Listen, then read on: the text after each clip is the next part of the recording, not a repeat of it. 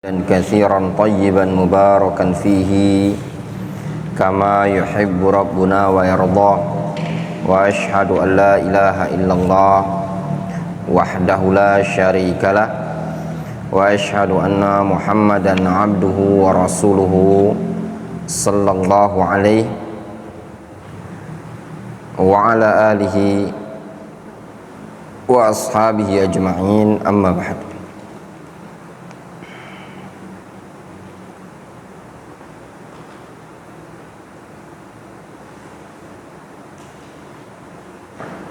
Kita masuk pada bab kaifiyatu ta'limis shaghir Al-Quran, cara mengajari anak kecil Al-Quran, cara mengajarkan Al-Quran kepada anak kecil. As-shaghir, anak kecil, huwal madatul hayawiyah li hifdzi kitabillah.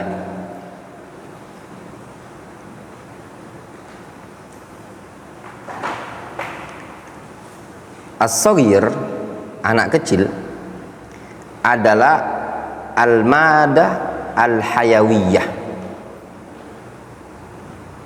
Madah artinya bentuk, ya. Al-hayawiyah, kehidupan. Maknanya sumber bentuk kehidupan untuk menghafal Al-Quranul Karim. Anak kecil adalah sumber kehidupan untuk menghafal Al-Quran. Kenapa? Istilahnya bibit, ya, unggul anak kecil itu. Madah hayawiyah, bibit pilihan untuk menghafalkan Al-Quran. Kenapa? Li khuluwi dhihnihi min masyagilil hayat wa humumiha. Dikarenakan kosongnya pikiran dia dari kesibukan-kesibukan kehidupan dan beban-beban kehidupan. Wadzalika ad'a li sur'atil hifzi. Yang demikian itu lebih menarik untuk cepat menghafalnya. Wa sabatil mahfuzi fi dhihni, dan juga lebih menguatkan hafalan di benaknya. Wa kama qil, sebagaimana dikatakan, al-hifdzu fis sighar kan naqshi fil hajar. Menghafal ketika di masa kecil itu ibarat an-naqsh, ngukir di batu. Nah, anak kecil ini dikatakan oleh penulis ibarat apa? Al-mada al-hayawiyah, bibit unggul dalam kehidupan.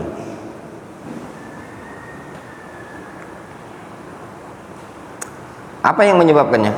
Karena dia tidak punya beban. Ketika disuruh menghafal, dia menghafal. Sehingga waktu menghafal sebenarnya untuk Al-Quran itu ya dari kecil. Itu lebih ideal. Wa'alam annahu yanbaghi liman arada ay yata'allama al-Qur'an hala sigharihi alla yabda'u fi hifdzil Qur'an hatta yakuna mumayyizan. Nah, di sini ketahuilah bahwasanya selayaknya, nah di sini ada faedah, ya. Selayaknya bagi orang yang ingin belajar Al-Quran di masa kecil, agar dia tidak memulai menghafalkan Al-Quran sampai dia mumayyiz. Nah, jadi anak-anak itu tidak menghafal Al-Quran sampai dia mumayyiz. Jadi kalau anak-anak kecil yang seumuran Hilal belum boleh disuruh menghafal, ya, Umama, ya, masih kecil sampai dia mumayyiz. Fayabda ma'hu bi ta'limil Fatihah wa sigharis suwar. Maka Dia memulai bersama anak kecil tersebut dengan mengajarkan Al-Fatihah dan sighar aswar, surat-surat kecil, surat-surat pendek. Wa dzalika bi qiraatil aya alaihi thalatha marrat ma'a amrihi bin nazar ila fami man yulakkinuhu, dengan cara membacakan ayat 3 kali plus memerintahkannya untuk melihat ke mulut guru. Nah, jadi dibacakan qul huwallahu ahad. Nama antum yang kalau Ustadz Syarif mentalkin, antum lihat mulutnya Ustadz Syarif, ya, dilihat bagaimana beliau ngomong. Kayyakunu ad'a li sur'atil hifdzi 'ala shawab. Supaya apa? Supaya lebih menarik cepatnya hafalan untuk tahu cara yang benar. Summa yastami' minhu, kemudian mendengarkan dari guru. Wa yukarriruha hatta yastaqima lisanuhu, kemudian diulang-ulang sampai lisannya bagus. Ma'al istifada minat tasjilat as-sautiyah, dengan dibarengi cari tambahan faedah dari rekaman suara. Rekaman suara siapa? Ka qiraati Syekh Mahmud Al-Husari, seperti bacaan Syekh Mahmud Al-Husari.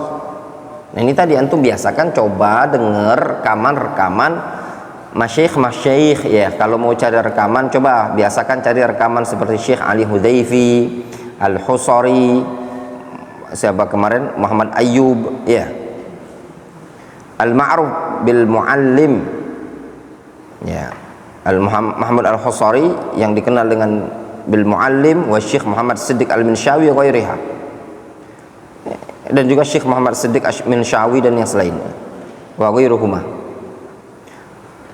Dan itu yang kalau antum mau dengar ya rekaman-rekaman yang untuk melatih antum. Jangan dengarkan rekaman yang cuman ngambil suaranya bagus gitu loh. Cuman suaranya bagus, apalagi kalau cuman qiraahnya orang Indonesia ini tadi. Ya.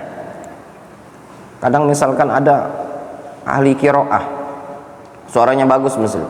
Siapa lagi? Ada ustadz misalkan di Indonesia, suaranya bagus. Belum tentu antum layak dengarkan. Bisa jadi suaranya saja bagus, tapi tajwidnya belum tentu bagus kan? Terus nada-nadanya belum tentu sesuai dengan yang diinginkan oleh ahli qiraah. Difahami?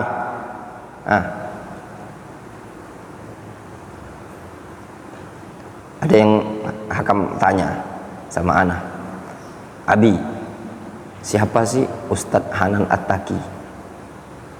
Ya, nah, kata ana jawab, Ustadz dia itu. Kata Ustadz Syarif, dia bilangin Nabi Musa preman. Ya, bener. Dia bilang di ceramahnya dia, waktu itu dia bawakan kisah Nabi Musa yang ada malaikat maut menyamar bentuk manusia, kemudian dipukul sama Musa alaihissalam sampai terkeluar biji matanya. Katanya si Hanan At-Taki ini, Ustadz Hanan At-Taki ini bilang, ini Nabi Musa itu adalah premannya para nabi. Na'udzubillah. Mau bapak antum dibilangi preman? Pak Sudar itu preman loh. Tersinggung nggak antum? Oh ini anaknya Pak Sudar. Ini anaknya Pak Sudar ya. Ya, ini Irham ya. Nah, Irham. Itu dibilang Pak Sudar itu preman. Tersinggung nggak antum kira-kira? Nah, ini nabi loh, orang soleh, dibilangi preman. Layan bagi, tidak layak disifati kepada Nabi kita Muhammad SAW. Ya. Nah, itu tidak pantas dia mengatakan kepada Nabi Musa alaihissalam dengan mengatakan premannya para nabi. Kalimat preman itu asal katanya dari pri, tahu pri? Bebas, men, orang bebas, itu asal kata preman, orang bebas. Nggak ada yang mengikat aturan sama dia, semaunya dia, bebas, preman. Masa Nabi dibilangi preman? Hah? Mau dibilangi bapak antum preman? Ini bapaknya Sian, siapa? Adi Chandra itu adalah preman. Gimana antum? Tersinggung nggak kira-kira Pak Taryono dibilang preman? Hah? Marah antum. Pak Taryono itu adalah preman di Batam. Antum saja kalau dibilang, antum belajar sama ana, ya enggak? Terus ada orang bilang, itu Ustaz Abdurrahman itu preman. Tersinggung enggak antum? Hah? Tersinggung antum. Lah ini Nabi Musa alaihissalam dibilang preman. Ya. Orang kayak gini enggak layak diambil ilmunya, enggak, ya. Dia layaknya belajar. Ya, dia adab terhadap Nabi aja enggak punya. Ya. Kadang ada orang itu adabnya terhadap manusia bagus sekali. Ngomongnya selembut, santun, kalem, tapi naudzubillah lisannya terhadap Nabi alaihi salatu wassalam. Ada yang bilang Nabi SAW itu tidak bisa mewujudkan rahmatan lil alamin. Ada ustadz yang bilang kayak gitu, naudzubillah. Ya. Dalam kondisi Allah lah yang mengatakan wa ma arsalnaka illa rahmatan lil alamin. Dan yang lain-lainnya ya. Makanya antum ambil ilmu rekaman suara supaya ilmu antum berkah kepada orang-orang yang ilmunya bagus, yaitu para ulama yang disebutkan ahli qiraah seperti itu tadi. Kemudian wa mimma yu'inus shaghir 'alal hifdzi kitabatu mahfuzihi al-yaumi fi daftarihi. Termasuk yang bisa membantu anak kecil untuk menghafal, menulis hafalan dia tadi secara harian di buku tulisnya. Wa in kana as-shaghir fi halqatil mudarris fayastahsin ayyamuru ala aktsari tullabil halqa liyatalaqqan ma hafizah. Nah, kalau anak kecil tersebut ada di halqati mudarris, nah ini bagus, ini metode diaman. Jadi kalau anak kecil tersebut ada di halqa mudarris, ya, maka yastassin sangat bagus dia ayyamuru ala aktsar tullabil halqah, dia melewati semua tulab itu tadi, liyatalaqqan ma hafizah, supaya dia minta talqin, ya, apa yang dia hafal tadi. Nah, ini metode diaman ya, keliling sampai 20 orang, itu metode diaman.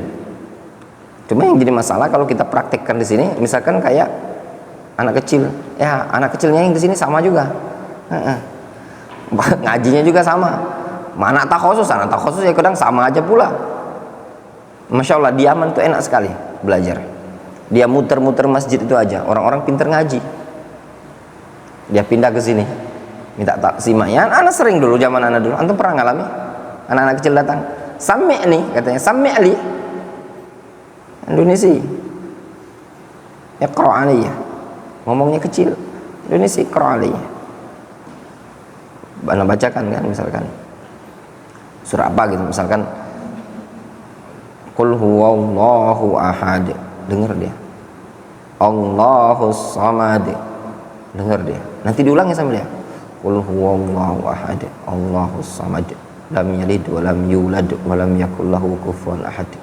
Pindah lagi dia ke sebelah, muter bawa Al-Quran itu. Nah, keliling dia bawa Al-Quran di Masjid Darul Hadis itu, keliling dia dapat 10 orang, 10 kali dia dibacakan. Pulang dia ke bapaknya, bapaknya santai aja dia baca Al-Quran sendiri, anaknya suruh minta talqinkan itu tadi. Itu metode Darul Hadis Yaman. Wa ma sayahfadhu 'inda zumalaihi al-mujidin. Dan apa yang akan dia hafalkan di sisi teman-temannya yang bagus bacaannya. Wa yura'i fi hifdz shaghir kalati. Namun yang perlu diperhatikan ketika hafalan anak kecil itu sebagai berikut. Alla yulzam bil hifdzi waqtal ju'. Jangan dipaksa menghafal ketika dia lapar. Ya, anak kecil enggak bisa suruh menghafal. lapar dia. Alla yukallaf minal hifdzi wal muraja'ah illa bihasabi taqati wa mustawahu. Tidak dibebani menghafal dan murajaah kecuali sesuai dengan kemampuan dia. Jangan dipaksakan murajaah sampai membebani dia. Wala fi waqtil hajah, jangan juga pada waktu dia ada hajat. Dia pengen main, disuruh belajar. Enggak kok dia. Nangis. Wala yaksu 'alaihil muallim wala yu'annifuhu 'inda khata'ihi. Jangan terlalu keras terhadap seorang guru, jangan keras terhadap dia, dan juga jangan mentaknif. Taknif itu mengecam dia ketika dia salah. Bal yarfiq bihi wa yu'addibuhu biqadril hajah. Bahkan lembut-lembut saja dan perlu ditegasi ketika memang ada hajat, sesuai hajatnya. Yajtanib al-muallim as-sukhriyah minhu khasata amama zumala'ihi wa aqranihi. Seorang guru hendaknya menjauhi as-sukhriyah. Sukhriyah itu merendahkan secara khusus di depan teman-temannya dan kawan-kawannya. Itu jangan direndahkan. Ya, itu tidak boleh. Wa tashji'ul muallim at-tifl wa tahfizu bil jawaiz. Juga terkadang perlu dengan cara seorang guru tadi menyemangati anak kecil tersebut dan diiming-imingi dengan hadiah, wal hadaya wasana alai, dikasih hadiah atau pujian. Ya, kadang memang senang anak-anak Ustaz Syarif ya, kasih hadiah. Atau ya kalau bisa jawab kasih es krim, senang dia. Ya, anak-anak kecil seperti itu. Ittikhaduz zamil al-jayyid lit-tifl. Nah, carikan teman yang baik untuk anak kecil kita tadi. Wa tajnibihi az-zumala as-sayyi'in alladziina la yarghabuna fit ta'allum. Dan jauhkan dia dari teman-teman yang buruk yang tidak senang belajar. Nah, di sini kalau ada anak-anak yang tidak senang belajar, udah kita paketkan, kita kirim ke Talang Jambi. Ya, Ustadz Mugiro nanti yang mendidiknya. Nanti antum ketemu senior-senior Darul Hadis, Faza, Zaki, Khalid, itu ada senior-senior yang sebelum antum mondok mereka sudah ada. Ya. Ya, guys. Kemudian kedelapan, yanbaghi ayu khassas waqtan lil hifdzi wa waqtan lil istirahah. Selayaknya untuk dikasih khusus waktu menghafal, ada waktu istirahat. Bihaitsu la yash'ur bil mutaba'ah syadidah lahu fi kulli al-awqat fayadhajar wa yanfir minal ilm. Supaya apa? Supaya dia tidak dikasih waktu khusus untuk menghafal, waktu khusus istirahat, supaya dia tidak merasa dikejar terus pada setiap waktu sehingga dia bosan, akhirnya lari dari ilmu. Belajar terus, kapan belajar terus katanya, bosan juga dia. Yang keenam, ayagris fi qalbihi hubbal Qur'anil Karim wa hubba ahlihi wa thamar hifdzil Qur'an fid dunya wal akhirah. Perlu ditanamkan di hatinya cinta Al-Quran, cinta Ahlul Quran, dan cinta dan hasil atau buah dari menghafal Al-Quran ketika di dunia dan di akhirat. Nah, itu tadi. Wallahu ta'ala.